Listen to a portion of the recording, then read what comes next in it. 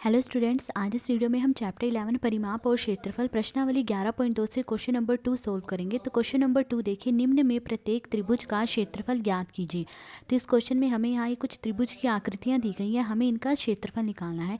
तो ए पार्ट देखिए, ए पार्ट में हमें ये त्रिभुज की आकृति दी गई है, हमें इसका क्षेत्रफल निकालना है। देखिए, त्रिभुज का क्षेत्रफल निकालने का फॉर्मूला होता है 1/2 गुणा आधार गुणा ऊंचाई।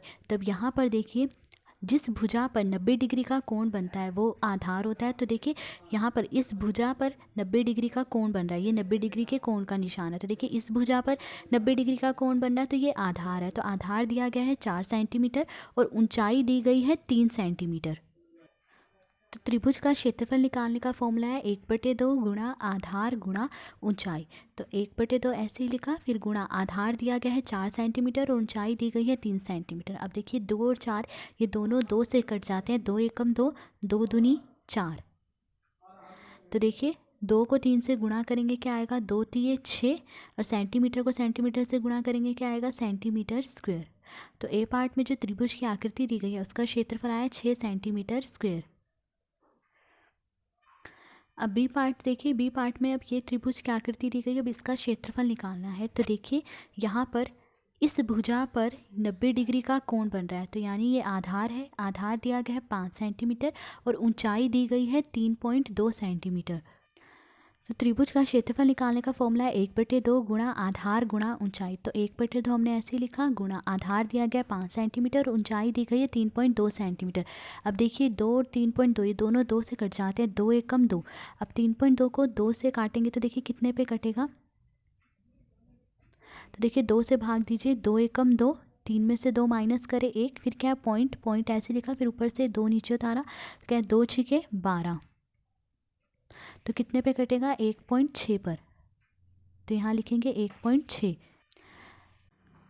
तब देखिए, 1 को 5 से गुणा करेंगे तो 5 आएगा। अब 5 को 1.6 से गुणा करेंगे तो क्या आएगा। तो देखिए, थोड़े समय के लिए पॉइंट को भूल जाइए। तो ये 5 और ये 16, 5 को 16 से गुणा करेंगे कितना आएगा, 16 पंजे 80, 80 आएगा। अब देखिए, यहाँ पीछे की तरफ से एक अंक के बाद पॉइंट है, तो यहाँ भी पीछे की तरफ से एक अंक के बाद पॉइंट आएगा। तो एक अंक के बाद यहाँ पॉइंट आएगा, तो क्या है 8.0, और सेंटीमीटर को सेंटीमीटर से गुणा करेंगे तो क्या आएगा, सेंटीमीटर स्क्वेयर।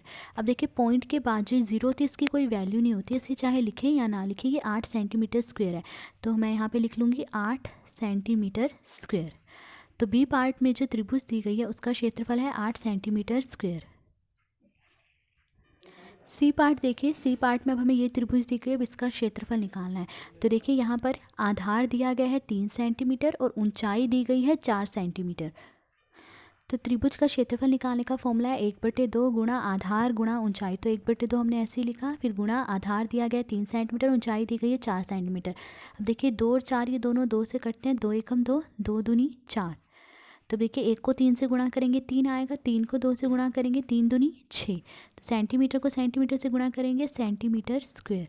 तो सी पार्ट में जो त्रिभुज की आकृति है उसका क्षेत्रफल है 6 सेंटीमीटर स्क्वेयर। अब डी पार्ट देखिए, डी पार्ट में अब ये त्रिभुज दी गई, अब इसका क्षेत्रफल निकालना है। तो देखिए, इस भुजा पर ये 90 डिग्री का कोण बन रहा है, तो यानी ये आधार है। आधार दी गई है 3 सेंटीमीटर और ऊंचाई दी गई है 2 सेंटीमीटर। तो त्रिभुज का क्षेत्रफल निकालने का फॉर्मूला है 1/2 गुणा आधार गुणा ऊंचाई। तो 1/2 ऐसे ही लिखा, गुणा आधार दिया गया है 3 सेंटीमीटर और ऊंचाई दी गई है 2 सेंटीमीटर। तो अब देखिए, 2 और 2 ये दोनों 2 से कट जाते हैं, 2 एकम 2, 2 एकम 2। तो क्या आया 3। अब देखिए, सेंटीमीटर को सेंटीमीटर से गुणा करेंगे तो क्या आएगा, सेंटीमीटर स्क्वेयर। तो डी पार्ट में जो त्रिभुज है उसका क्षेत्रफल क्या है, 3 सेंटीमीटर स्क्वेयर। तो आज इस वीडियो में हमने क्वेश्चन नंबर 2 सोल्व करा। अगर आपको वीडियो पसंद आई हो तो please like share and subscribe. Thank you.